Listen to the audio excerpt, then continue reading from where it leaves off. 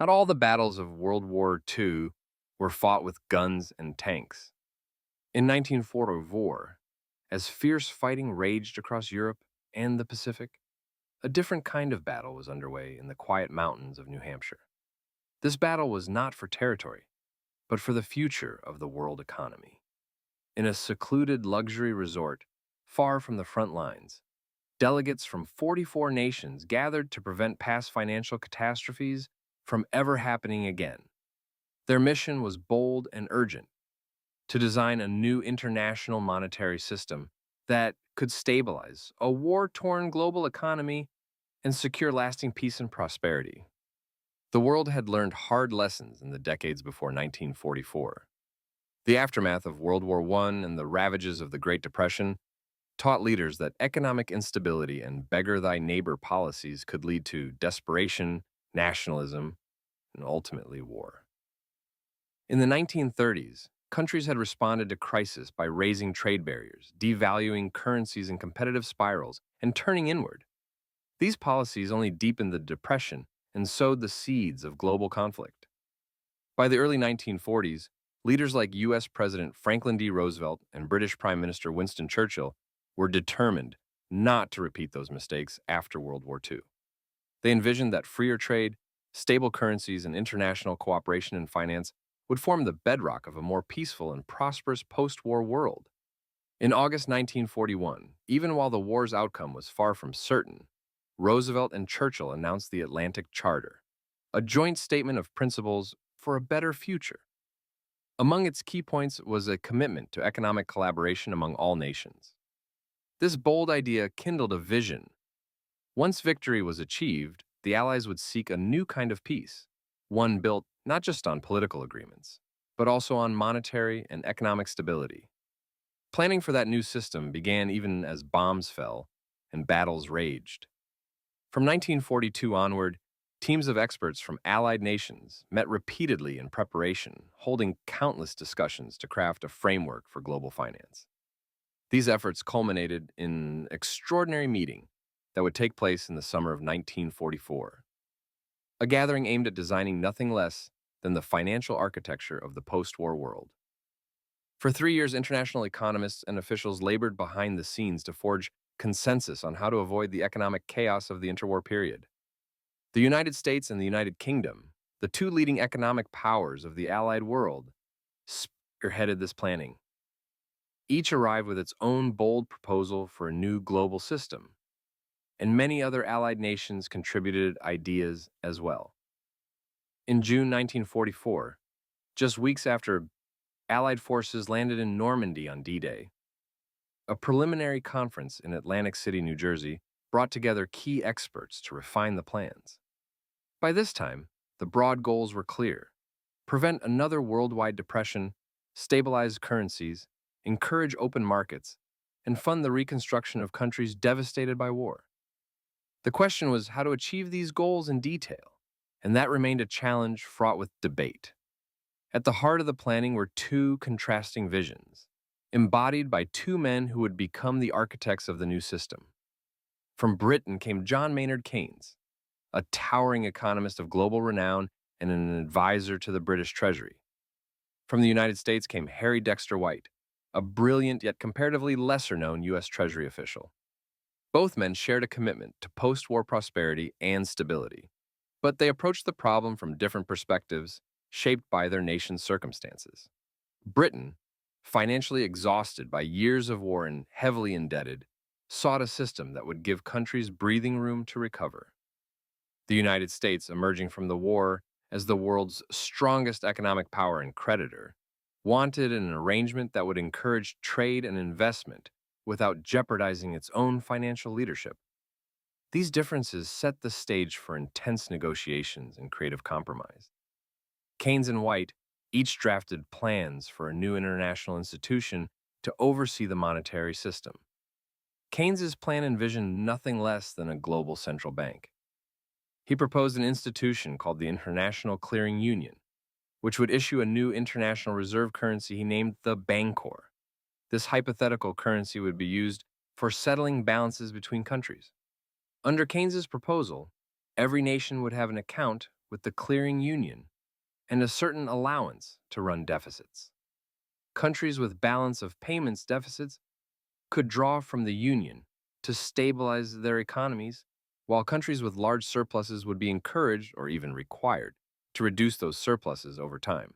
Keynes believed this mechanism was essential to prevent the burden of adjustment from falling only on debtor nations. He argued that just as deficit countries should strive to reduce deficits, surplus countries should also take action, such as stimulating their demand or adjusting their currency to help correct imbalances. To fund this ambitious scheme, Keynes suggested an enormous pool of resources on the order of $26 billion, far larger than any international fund ever conceived at that time. This reflected his view that only a very large, empowered institution could adequately backstop the global economy and avoid a return to the dire crises of the 1930s. White's plan, on the other hand, was more modest in scope and more in line with U.S. preferences. Rather than a global central bank with a brand new currency, White proposed a stabilization fund, essentially a cooperative pool of gold and national currencies. Countries would contribute to this fund, and it would extend credit to nations that needed short-term help to stabilize their exchange rates and balance of payments. White's envisioned fund was significantly smaller than Keynes's clearing union proposal. The initial size discussed was around $5 billion. Moreover, instead of issuing a supranational currency, White favored using the U.S. dollar, anchored to gold, as the linchpin of the system. This made sense from the American perspective. By 1944, the United States held the majority of the world's gold reserves and had by far the largest economy. White was concerned that Keynes's much larger fund and novel Bancor currency would effectively mean the United States financing much of the world's recovery and potentially losing control over the global money supply. In White's eyes, a huge global fund might simply enable other countries to purchase American goods with credit, leaving the U.S. with a pile of Bancor claims that might never be redeemed in real value. He preferred a system that put more responsibility on each country to maintain sound policies, with the fund providing only limited, conditional support. Despite these differences, both plans sought to prevent the destructive economic behaviors of the past. Both Keynes and White wanted to stabilize exchange rates, avoid beggar-thy-neighbor devaluations, and ensure that nations did not resort to protectionism or predatory financial tactics. They also agreed on the need for an institution to oversee this system, a place where nations could consult and cooperate on monetary matters, and where short-term financial assistance could be arranged to keep economies afloat during rough patches. And both acknowledged the necessity of a second institution, an investment bank of sorts, to finance post-war reconstruction and development. As the plans were debated and refined in early 1944, it became evident that the final blueprint would likely borrow elements from both proposals. On July 1, 1944, the Grand Mount Washington Hotel in Bretton Woods, New Hampshire, opened its doors to an unprecedented gathering. This elegant resort, nestled in the calm of the White Mountains, was normally a summer haven for wealthy vacationers. Now it was taken over entirely by the governments of the Allied world. 730 delegates from 44 nations descended upon the hotel, bringing with them a small army of support staff, translators, economists, and diplomats. Every one of the hotel's 200-plus rooms was occupied, and the U.S. government had paid handsomely to reserve the entire property for the conference's duration. The hotel's manager was compensated for turning away other guests, and armed military sentries patrolled the grounds to ensure privacy and security.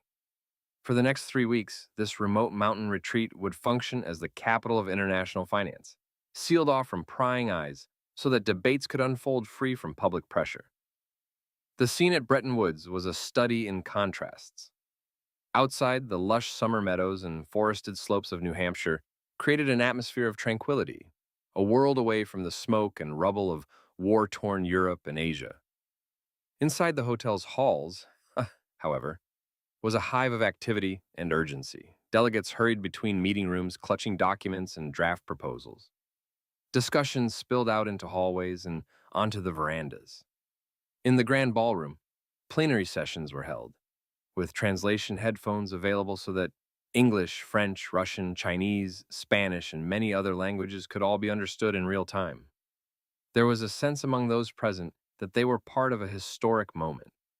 Many were acutely aware that, as they spoke, battles still raged overseas. News of Allied advances or setbacks sometimes reached Bretton Woods via telegram, a sober reminder of why their work was so vital. The war had devastated cities, industries, and lives. Winning the peace would require rebuilding economies and creating an environment where such catastrophe would not repeat. This solemn purpose lent the conference a mix of gravity and hope. One participant later recalled how delegates were united by a feeling that they were drafting a blueprint for the world. It was a weighty task, and failure was not an option most were willing to contemplate. The formal title of the meeting was the United Nations Monetary and Financial Conference, but it quickly became known simply as the Bretton Woods Conference. It was meticulously organized. U.S. Treasury Secretary Henry Morgenthau Jr. served as the president of the conference, a testament to the host nation's dominant role. Assisting him was a talented American economist, Harry Dexter White, who chaired Commission Maynard, the committee assigned to design what would become the International Monetary Fund. The British delegation's leader, John Maynard Keynes, chaired Commission 2, tasked with planning the proposed World Bank for Reconstruction and Development. There was also Commission 3, led by Mexico's finance minister, Eduardo Suarez, focusing on other international financial cooperation issues that did not fall neatly under the first two commissions. Beneath these commissions were numerous committees and subcommittees, poring over technical details from exchange rate mechanisms to subscription formulas for the new institutions. Every country, large or small, had the right to send delegates to any meeting, though in practice much of the real decision-making took place in smaller breakout groups and informal gatherings over meals or late-night drinks. The Americans, British, and a few key allies did much of the heavy lifting in private meetings, then worked to persuade or cajole others to accept the compromises reached. Despite the official American and British dominance, the conference was truly global in representation. Allied nations from every inhabited continent were present. There were delegations from major powers like the Soviet Union, France, and China, from Commonwealth countries such as Canada, Australia, and South Africa, from Latin American republics including Mexico, Brazil, Chile, and smaller Central American states, from the Middle East like Egypt, Iran, and Iraq, and from others such as Ethiopia, India, then still under British colonial rule, and the Philippines.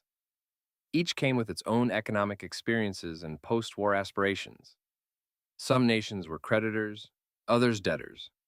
Some had stable currencies, others had seen their finances wrecked by war and inflation.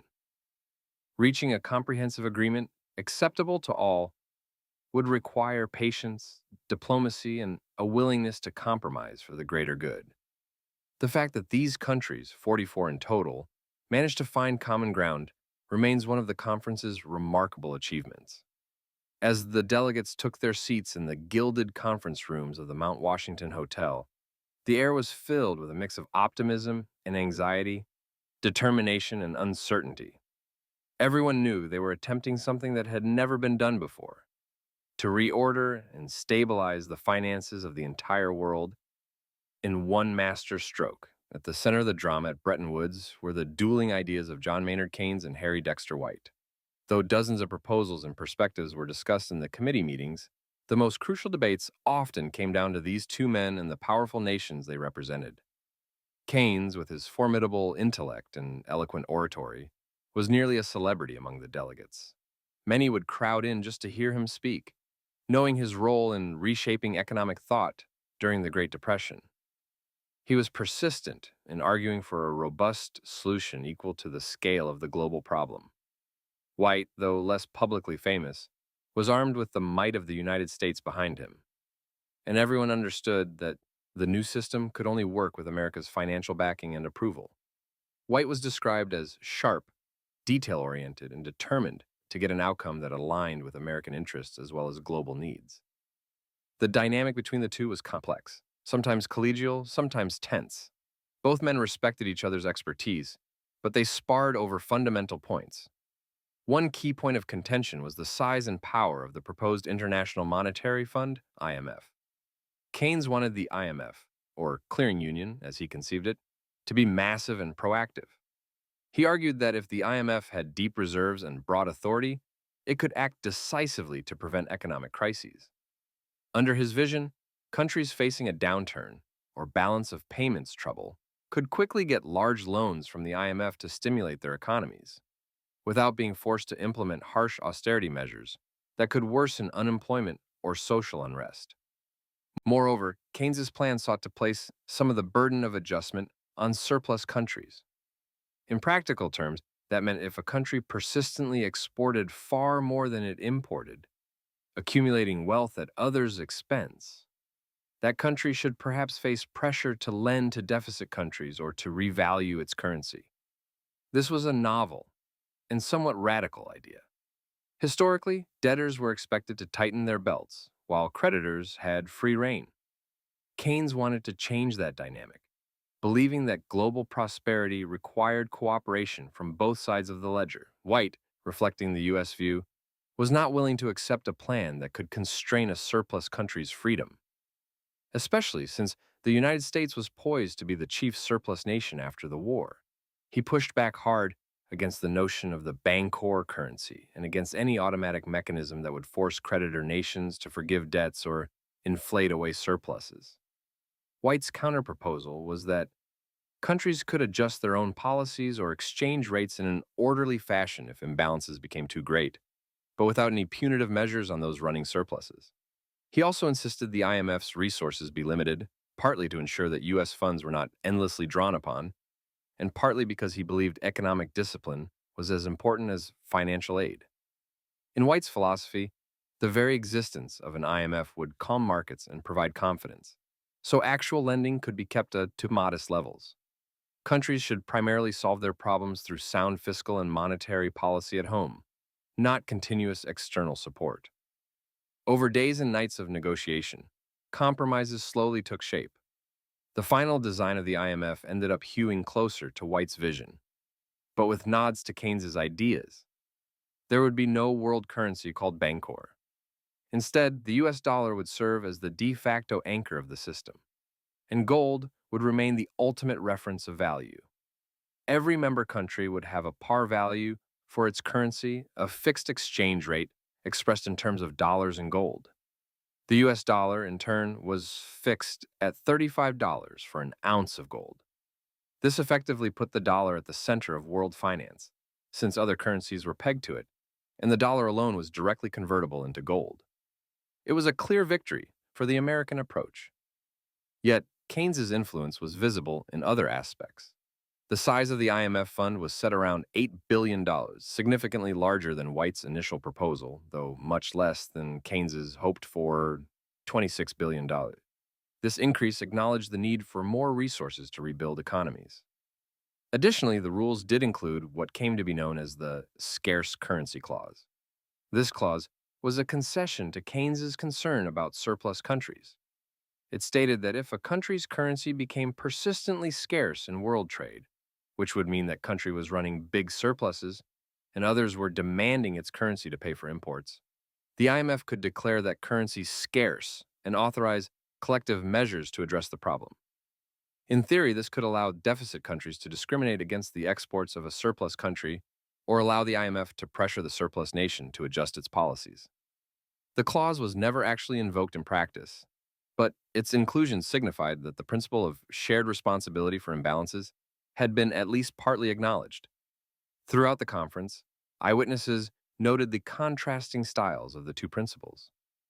Keynes, despite periodic bouts of ill health, would deliver grand speeches and witty retorts, charming the assembly and often swaying opinion through logic and passion. White, operating more behind the scenes, focused on line-by-line details and drafting sessions, ensuring the wording of agreements favored the U.S. position.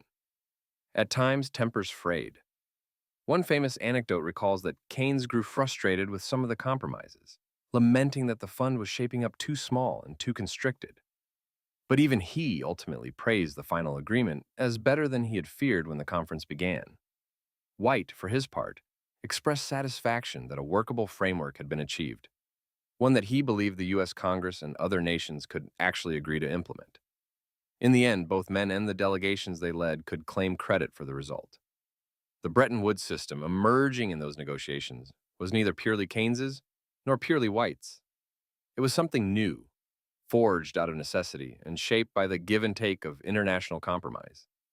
After 3 weeks of almost continuous talks, formal meetings by day, and informal huddles by night, the delegates at Bretton Woods reached a momentous accord.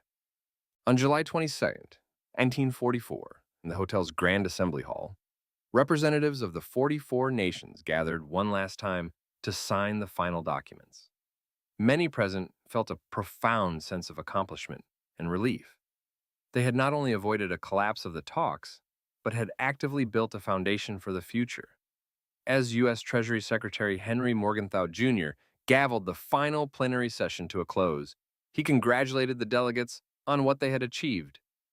The agreements, he declared, signaled the end of the destructive economic tactics that had defined the interwar era. No more economic warfare of competitive devaluations and trade protectionism, Morgenthau asserted. The world was inaugurating a new era of cooperation. In his closing speech, he spoke of the conference's outcome as ushering in an end to the economic nationalism that had led to global conflict, envisioning instead a world in which countries would work together for mutual prosperity. The final act of the Bretton Woods Conference contained several key components. Foremost among them were the charters, formerly called Articles of Agreement, for two new international institutions, the International Monetary Fund, IMF, and the International Bank for Reconstruction and Development, IBRD. The IMF would be tasked with overseeing the international monetary system, and the IBRD, which later became the core institution of the World Bank Group, would be tasked with funding reconstruction and development projects. Together, these were the twin pillars of the Bretton Woods design, addressing the immediate need to stabilize currencies and the longer-term need to rebuild economies. Under the agreement, each member country of the IMF would subscribe a sum of money to the fund, partly in gold and partly in its own currency. These subscriptions, known as quotas, would determine not only how much a country could draw from the fund in times of need, but also how much voting power it would have in IMF decisions. The IMF's role was fundamentally to monitor and maintain a system of fixed exchange rates. Countries agreed to keep the value of their currencies within a narrow band, approximately plus 1%, of a fixed parity against the dollar, and thus indirectly against gold. If a country found itself in trouble, say, facing a balance of payments deficit and pressure on its currency, it could turn to the IMF for a short-term loan of foreign currency to help meet its international obligations without devaluing. This was a critical feature. By providing nations with access to emergency funds, the IMF made it less likely that countries would suddenly crash their currency's value or impose harsh import restrictions in a panic. Stability, not surprise, was the order of the day. However, the system was not rigidly inflexible. The Bretton Woods architects remembered well how the classical gold standard's strict rules in the 1920s had worsened the Great Depression by forcing countries into deflation. So, the new agreement deliberately built in flexibility for adjustments. A country could apply to the IMF to adjust the value of its currency if it was facing a fundamental disequilibrium. In other words, a chronic problem that made its fixed rate untenable. Small adjustments, up to 10%, could be made relatively easily, and larger ones could be negotiated. The understanding was that exchange rates should be stable but not straitjackets. Change would be permitted when absolutely necessary, but only in an orderly, internationally approved way. This balance between stability and flexibility was one of the conference's great triumphs, an innovation that aimed to combine the best of the old gold standard's discipline with the best of flexible currency's adaptability. The second major outcome, the International Bank for Reconstruction and Development, was created to mobilize capital for rebuilding war-ravaged nations and developing the poorer parts of the world. The war had flattened Europe and crippled economies far beyond. Even victorious nations like Britain were nearing bankruptcy, and countries like China had suffered years of invasion and devastation. There was a clear need for massive investment to repair infrastructure, restore industries, and lay the groundwork for growth. The IBRD was conceived as the answer to this need. Each country would also subscribe capital to the World Bank, and the bank in turn would borrow money by issuing bonds and lend funds to countries for reconstruction projects like rebuilding roads, bridges, power plants, and factories.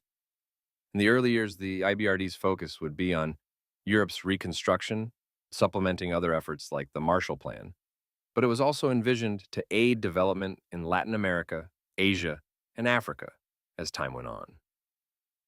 Like the IMF, voting power in the bank was weighted by capital subscription, meaning the largest contributors, particularly the United States, had the biggest say.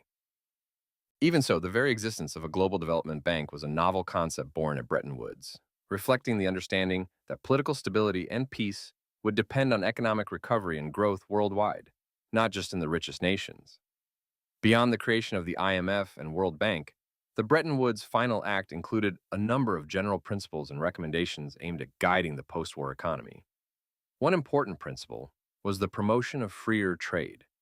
The conference delegates understood that monetary stability alone would not guarantee prosperity if nations fell back into autarky or trade blocs. While a separate conference was planned to address trade, eventually leading to the General Agreement on Tariffs and Trade in 1947, the Bretton Woods Agreement strongly endorsed the idea that countries should seek to reduce trade barriers and work toward an open trading system. Another principle was that countries could maintain controls on international capital flows, at least initially.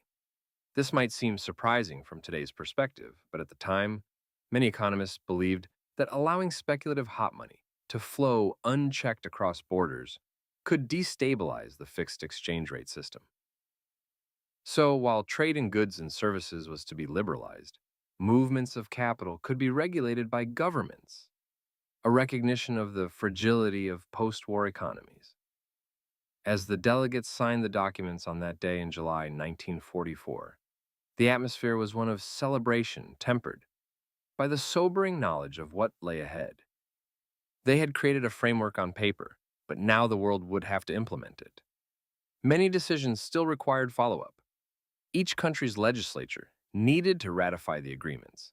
Leadership and staff for the new institutions had to be appointed, and countless technical details ironed out.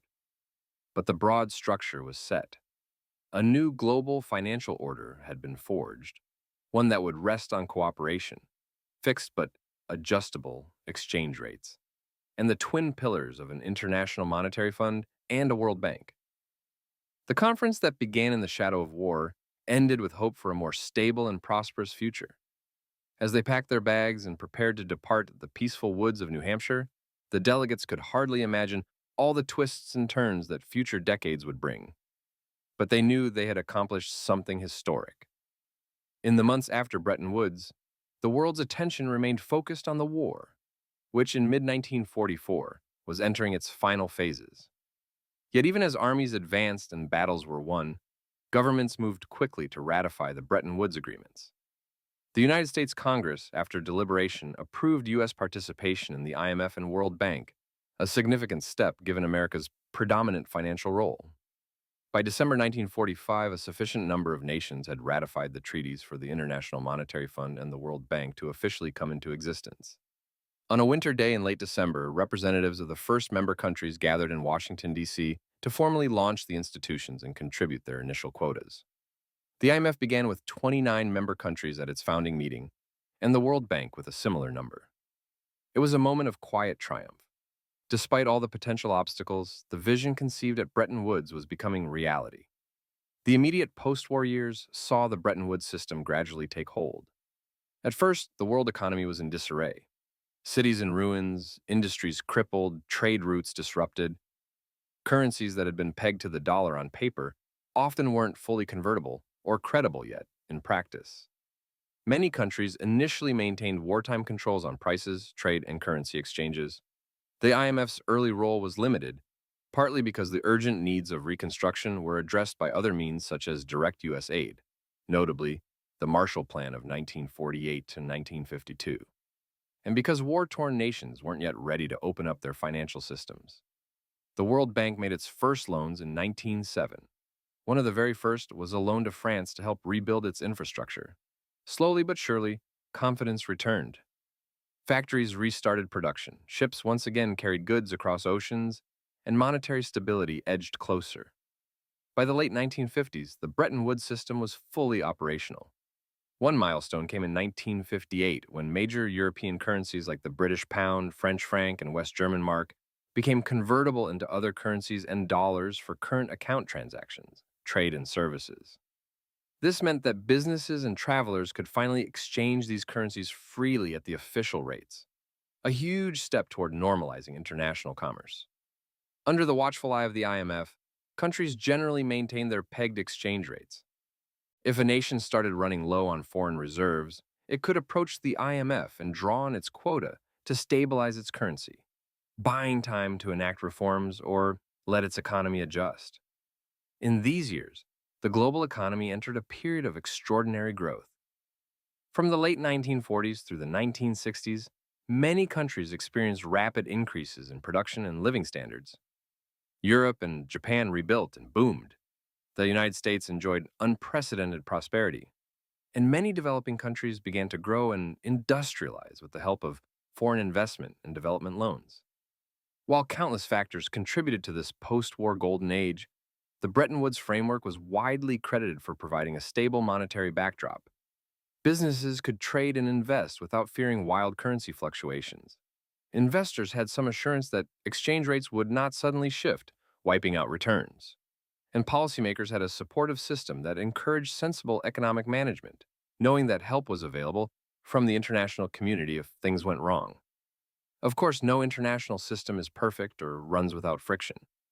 Through the 1950s and 60s, the IMF had to address several currency crises and assist nations facing financial trouble.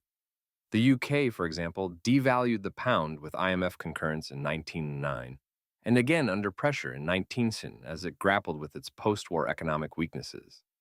Some Latin American countries faced chronic balance of payments issues, turning to the IMF for support coupled with advice on economic reforms. Each time, the system bent but did not break. Adjustments were made, loans issued, and cooperation maintained. Meanwhile, the World Bank expanded its role beyond just European reconstruction.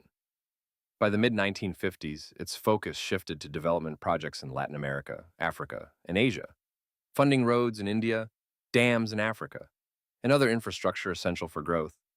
Later, additional institutions would be created, such as the International Finance Corporation and International Development Association, to broaden the World Bank's development mission, all tracing their lineage back to that 1944 conference. By the late 1960s, however, the seeds of a new challenge to the Bretton Woods system were sprouting. Ironically, the very success of the post-war recovery was one factor.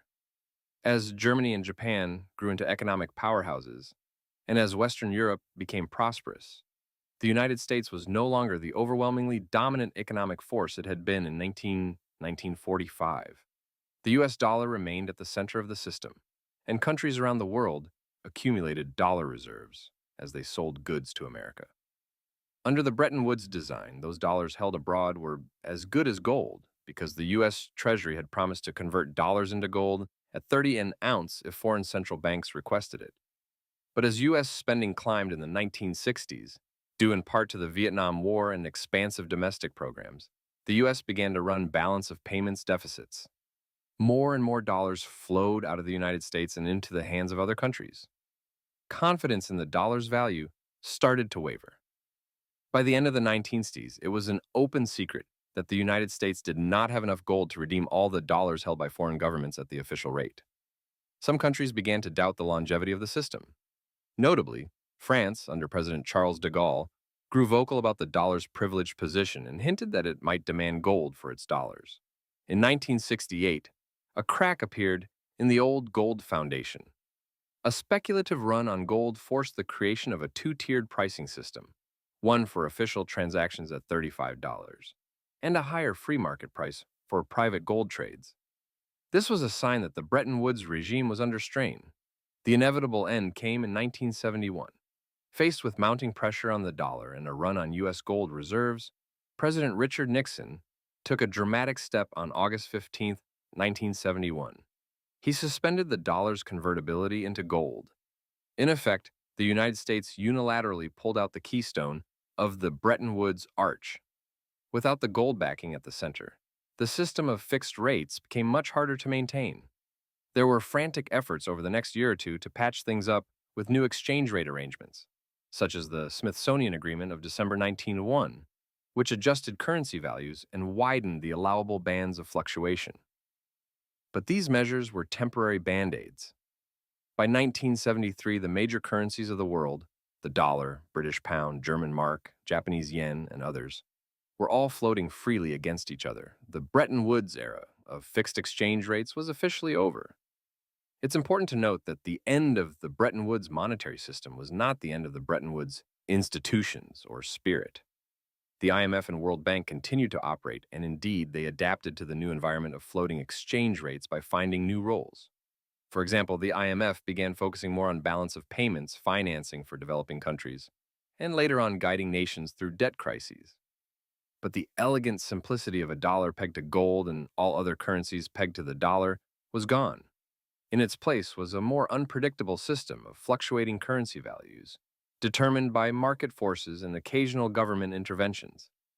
Some lamented this change, feeling that an era of stability had been lost. Others argued that the rigidity of Bretton Woods had outlived its usefulness as economies became more complex and globalized. In truth, the Bretton Woods system had lasted for a quarter century, roughly from 1945 to 1971, and during that time, it achieved many of its aims. It provided a stable framework for the postwar economic expansion and helped prevent the return of the vicious economic nationalism that had contributed to World War II. When it ended, the world did not revert to chaos.